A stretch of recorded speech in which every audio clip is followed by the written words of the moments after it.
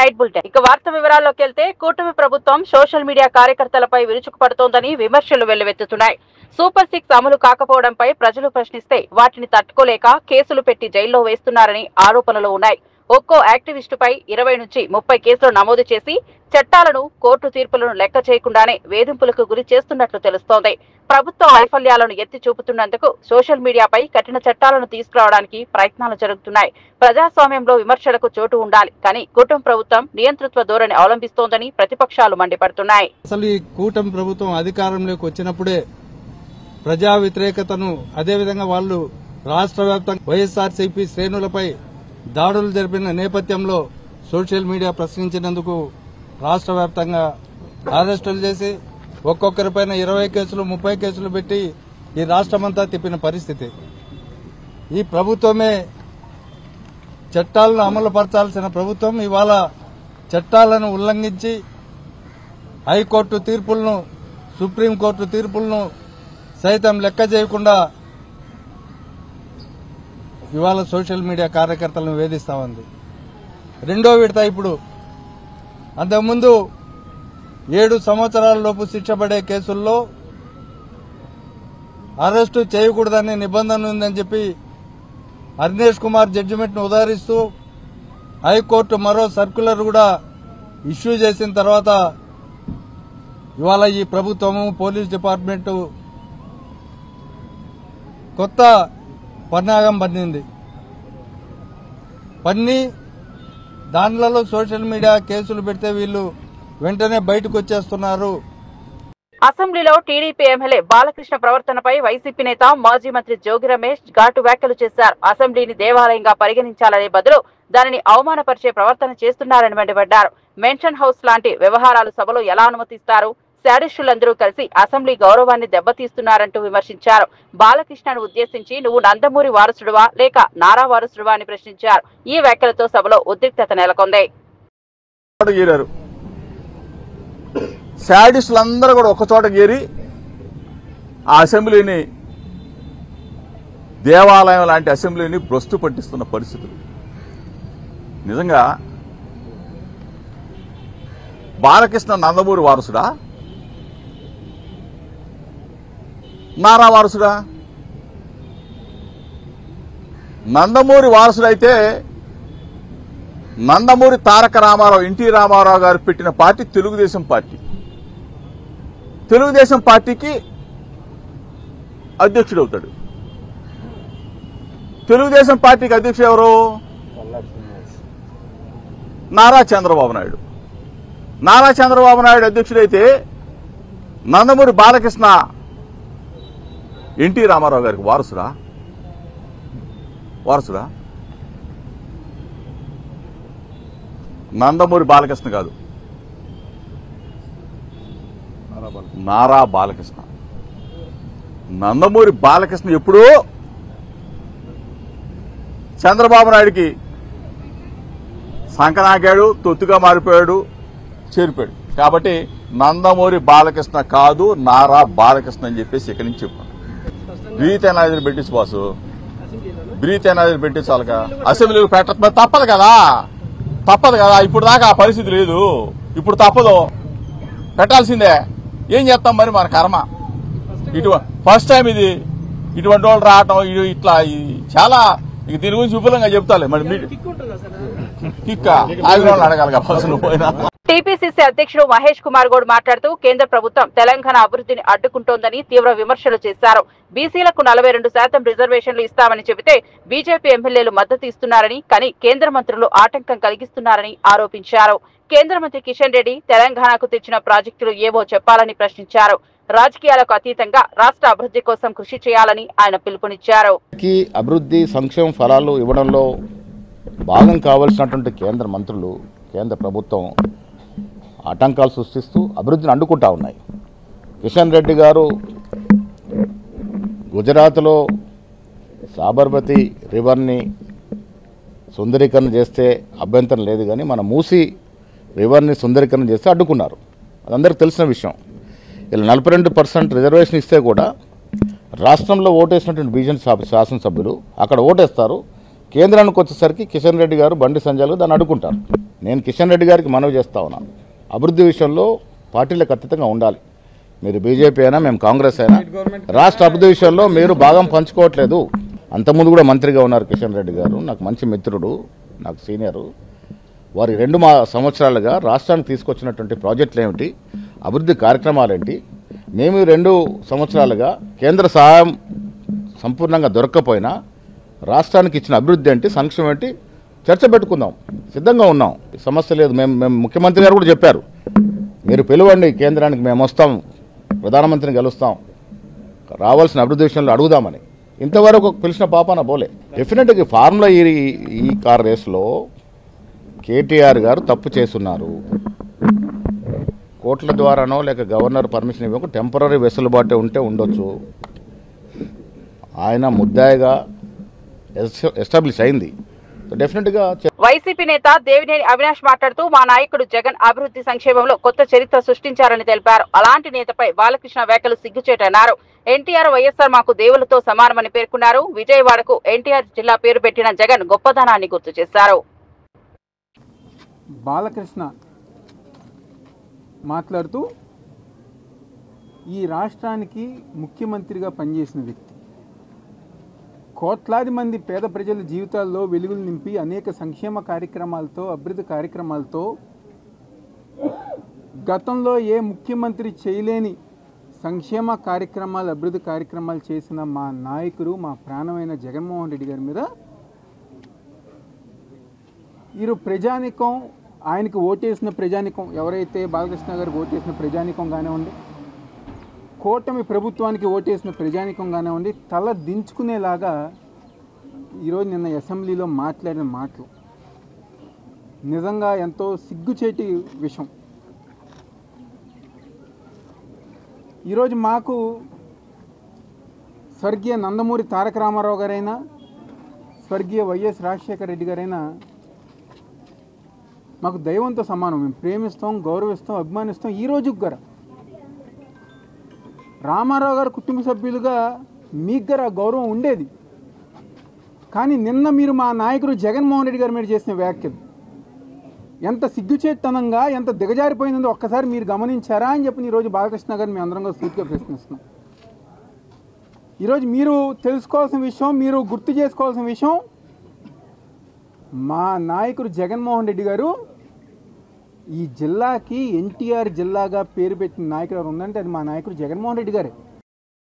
YCP MLC వరదు Kalyani మాట్లాడుతూ super 6 హామీలు అరకొరగా అమలై చాలా మందిని ప్రభుత్వం ఎగనామం పెట్టిందని విమర్శించారు. నిరుద్యోగులు, మహిళలు, రైతులకు తగినంత మేలు జరగలేదని అన్నారు. అటర్ ఫ్లాప్ అయిన సినిమాకు సక్సెస్ మీట్లు ఎలా పెడతారని ఎగదూశారు.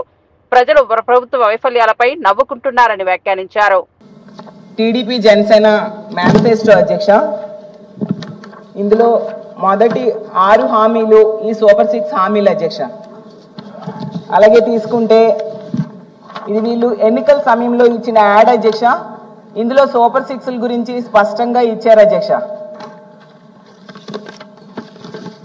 అలాగే అధ్యక్ష వీళ్ళు ఎన్నికల టైంలో ఇచ్చిన బాండ్స్ అధ్యక్ష, ఈ బాండ్స్లో ఇంటింటికి వెళ్ళి ఈ బాండ్స్ ఇవ్వడం జరిగింది అధ్యక్ష.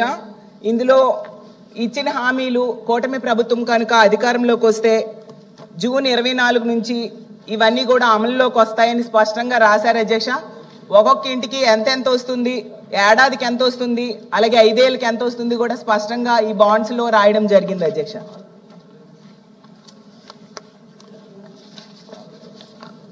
ఈ హామీల్లో ముఖ్యంగా రైతులకి, మహిళలకి, యువతకి, నిరుద్యోగులకి ఈ సూపర్ 6 హామీలు ఇవ్వడం జరిగింది అధ్యక్ష.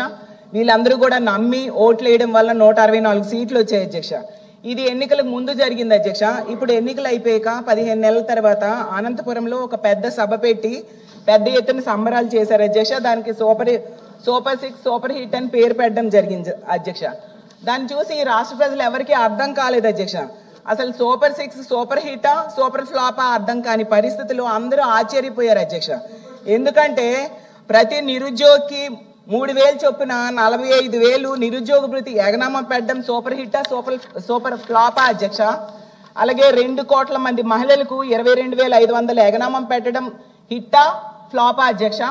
బీఆర్ఎస్ వర్కింగ్ ప్రెసిడెంట్ కేటీఆర్ మాట్లాడుతూ తెలంగాణ ముఖ్యమంత్రి రేవంత్ రెడ్డి నియంత్రణ వ్యవహరిస్తున్నారని మండిపడ్డారు. ఎక్కడైనా పరిశ్రమలు పెట్టినా చిన్న గ్యాంగులు మాత్రమే భయపెట్టేవని, కానీ ఇప్పుడు స్వయంగా సీఎం బెదిరిస్తున్నారని అన్నారు.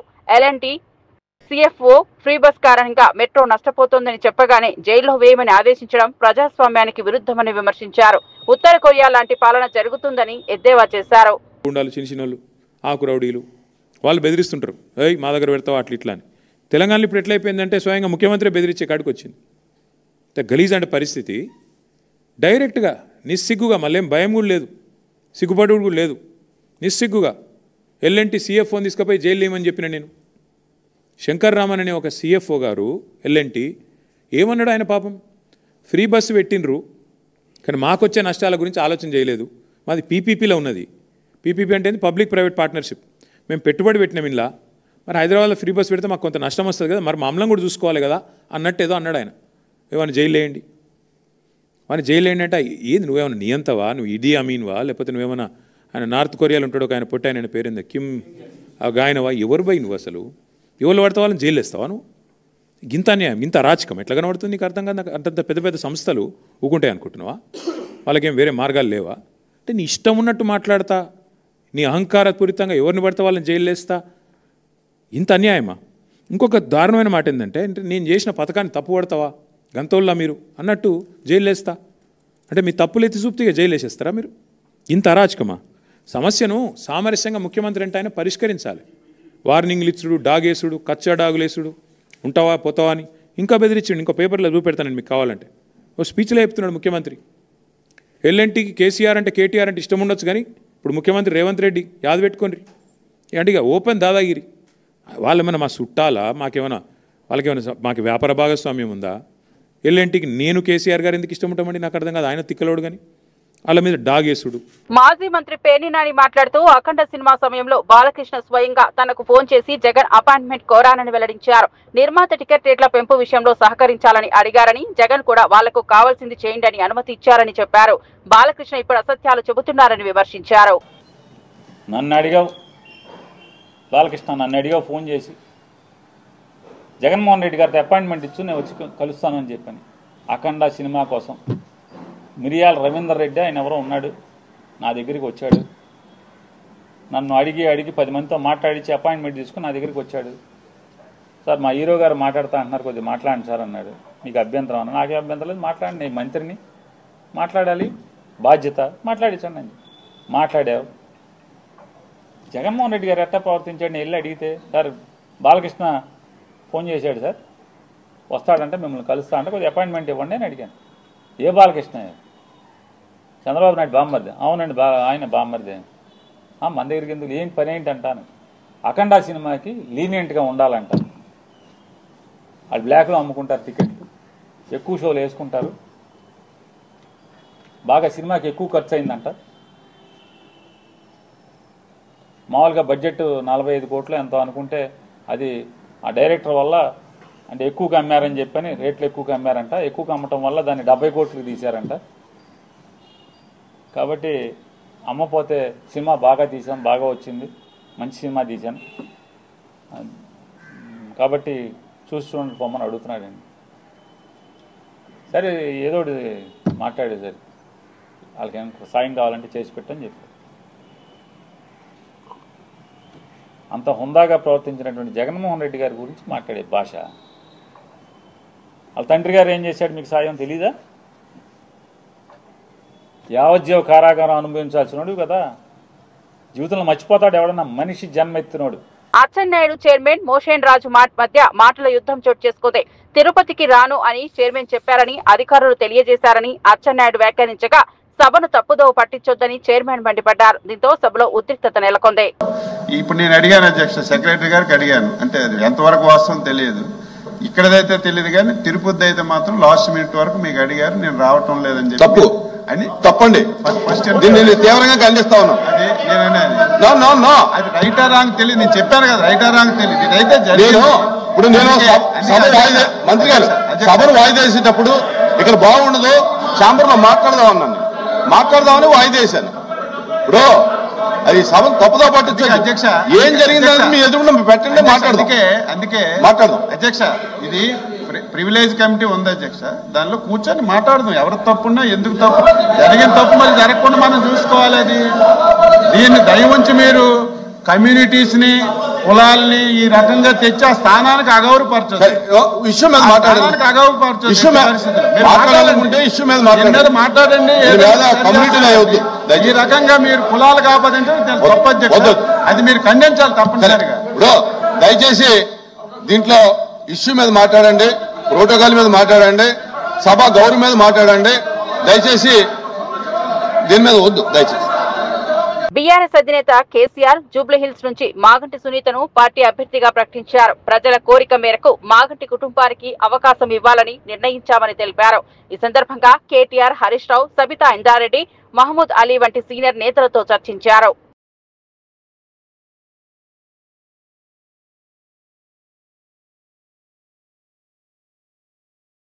మునుగోడు ఎమ్మెల్యే రాజ్ గోపాల్ రెడ్డి భూ నిర్వాసితులను కలిసి వారి సమస్యలు విన్నారు. భూమికి భూమి ఇవ్వాలని తమ నినాదమని బాధితులు తెలియజేశారు. భూ నిర్వాసితులకు న్యాయం కోసం తాను ప్రధానమంత్రి వరకు వెళ్లి కొట్లాడతానని హామీ ఇచ్చారు. ముఖ్యమంత్రితో సమావేశమై సమస్య పరిష్కారానికి కృషి చేస్తానని భరోసా ఇచ్చారు.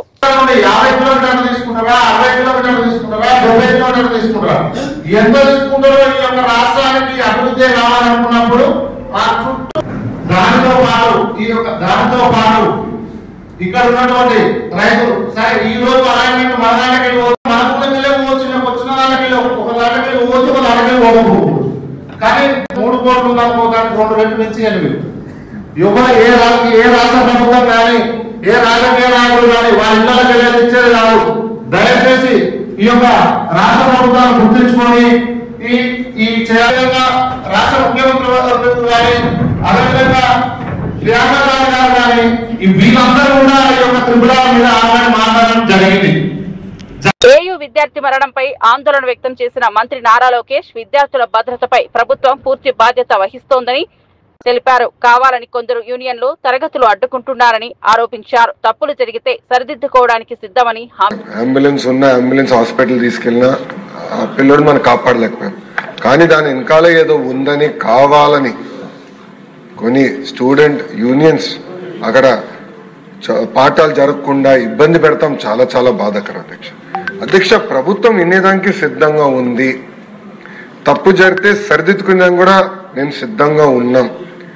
కానీ ఎక్కడైతే ఎలాంటి తప్పు జరగలేదో అక్కడ రాజకీయాలు చేస్తాం కరెక్ట్ కాదని నేను బలంగా నమ్ముతున్నా అధ్యక్ష. అందుకే ఇప్పుడు విద్యార్థి సంఘాలు కానివ్వండి, వాళ్ళ నాయకులను కూడా కోరేది మొత్తం ఉన్నత విద్య కానివ్వండి మనందరం కలిసికట్టుగా బలోపేతం చేయాలి, మెరుగుపరచుకోవాల్సిన అవసరం మనందరి పైన ఉంది. మీరు కూడా దీంట్లో భాగస్వాములే. కరికులం గురించి మాట్లాడదాం, ఇంప్రూవ్మెంట్స్ గురించి మాట్లాడదాం, కలిసికట్టుగా ముందరికి వెళ్దాం. పారదర్శకంగా అద్భుతమైన వైస్ ఛాన్సలర్స్ నియమిస్తున్నాం. ఎలాంటి పొలిటికల్ ఇంటర్ఫియరెన్స్ లేకుండా నియమిస్తున్నాం.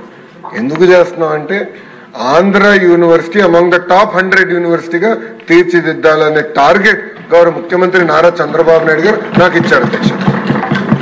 ఇక్కడ ఏమవుతుందంటే కొంతమంది వాళ్ళ స్వార్థం కోసం కావాలని విశ్వవిద్యాలయాల్లో ఇలాంటి కార్యక్రమాలు చేస్తాం. చాలా చాలా బాధాకరం. ఈ హౌస్ నుంచి కూడా వాళ్ళని కోరుతున్నాను, రండి కూర్చోండి, మన సమస్యలు మనమే పరిష్కరించుకోవాలి తప్ప పెద్ద పోరాటాలు చేయాల్సిన అవసరం లేదు. గత ప్రభుత్వంలో కాదు, ఎక్కడ మేము ఆంక్షలు పెట్టట్లేదు, పోలీసులను పెట్టట్లేదు. అలా అని కావాలని మన వైస్ ఛాన్సలర్ గారిని ఇబ్బంది పెడతాం కానివ్వండి, వాళ్ళ విధులకి ఇబ్బంది కలిగిస్తాం కరెక్ట్ కాదని వాళ్ళందరినీ నేను తెలియజేస్తూ, రాజు గారు చెప్పినట్లు తప్పనిసరిగా ఒక యాక్షన్ ప్లాన్ తయారు చేస్తాం దానిపైన కూడా. ఎందుకంటే పెద్ద వ్యవస్థ ఉన్నప్పుడు పొరపాట్లు జరుగుతాయి. 10 నిర్ణయాల్లో 3 పొరపాట్లు జరుగుతాయి. సరిదిద్దుకునేదానికి వైస్ ఛాన్సలర్ గారి దగ్గర నుంచి గౌరవ మంత్రి వారి వరకు నేను అందరం క్లారిటీతో ఉన్నప్పుడు వాళ్ళు వచ్చి మాట్లాడాలి, సమస్య పరిష్కరించి ముందరకెళ్ళాలి. అంతేగాని ఇబ్బంది పెడతాం కరెక్ట్ కాదు. పిల్లలు చదువుకునే విశ్వవిద్యాలయాల్లో ఈ గొడవలు సృష్టిస్తే కరెక్ట్ కాదని మేము కూడా బలంగా నమ్ముతాం. వాళ్ళకి అప్పీల్ చేస్తున్నా. లేదు వాళ్ళు మారకపోతే మటుకు కఠినమైన యాక్షన్ మేమైతే తీసుకుంటాం అధ్యక్ష. వాళ్ళు కూర్చోవాలి, చర్చించాలి, మాట్లాడుకోవాలి. అంతేగాని ఆటంకాలకి ఇబ్బందులు కలిగిస్తాం మటు కరెక్ట్ కాదని వాళ్ళు కూడా నేను తెలియజేసుకుంటూ తప్పనిసరిగా ఎంక్వైరీ కమిటీ మేము ఫామ్ చేస్తాం. రిపోర్ట్ 100 రోజుల్లో వచ్చే విధంగా మేము కృషి చేసి రిపోర్ట్ వచ్చిన తర్వాత యాక్షన్ తీసుకుంటామని గౌరవ సభ్యులకు నేను తెలియజేస్తాను. ఉమ్మడి నల్గొండ జిల్లాలో కాంగ్రెస్ లో అంతర్గత విభేదాలు బహిర్గతమయ్యాయి. ఆలేరు ఎమ్మెల్యే బీర్ల ఐలయ్యపై అనే పార్టీ ఎమ్మెల్యే మందుల సామేల్ తీవ్ర వ్యాఖ్యలు చేశారు. లఫంగి రాజకీయాలు మానుకో అంటూ హెచ్చరించారు. మదర్ డైరీ ఎన్నికల్లో కొంతమంది నేతలు బీఆర్ఎస్ తో కలిసి పనిచేస్తున్నారని ఆరోపించారు.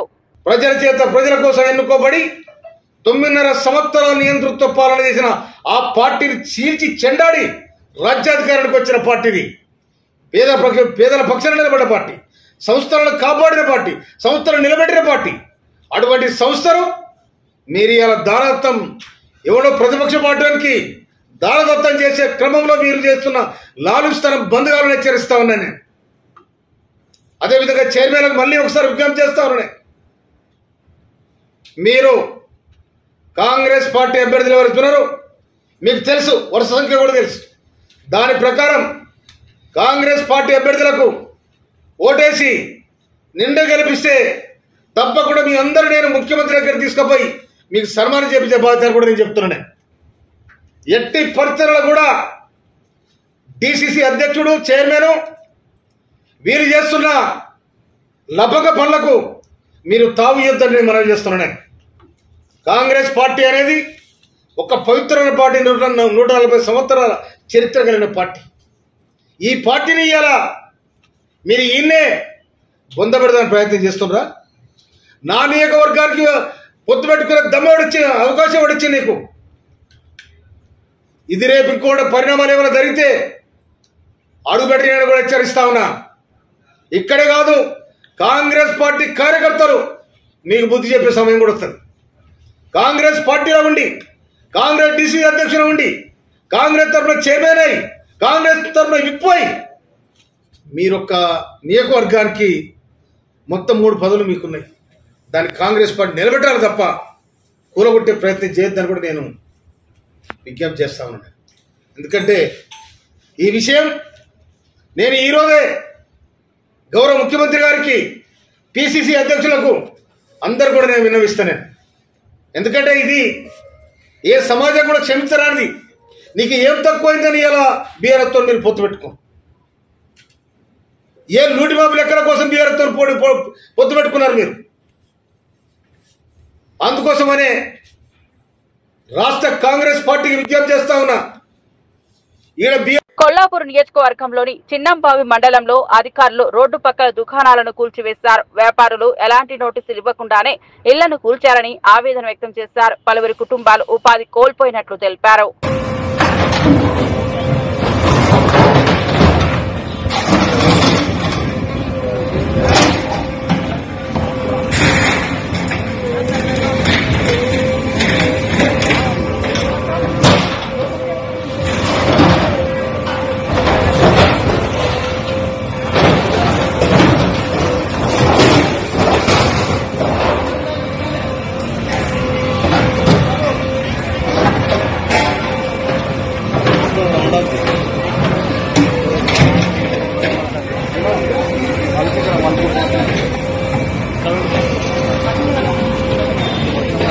ఎమ్మెల్యే రాజగోపాల్ రెడ్డి పరిమితికి మించి ప్రయాణికులను ఎక్కించిన ఆటోను ఆపి డ్రైవర్ను మందలించారు. చిన్న పిల్లలు, మహిళల ప్రాణాలు ప్రమాదంలో పడేలా ఇలా చేయవద్దని హెచ్చరించారు.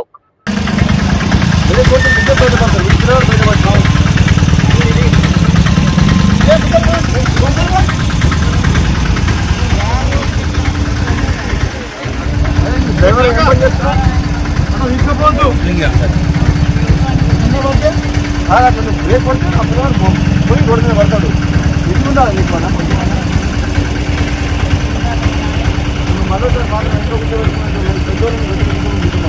పిల్లలు మాత్రం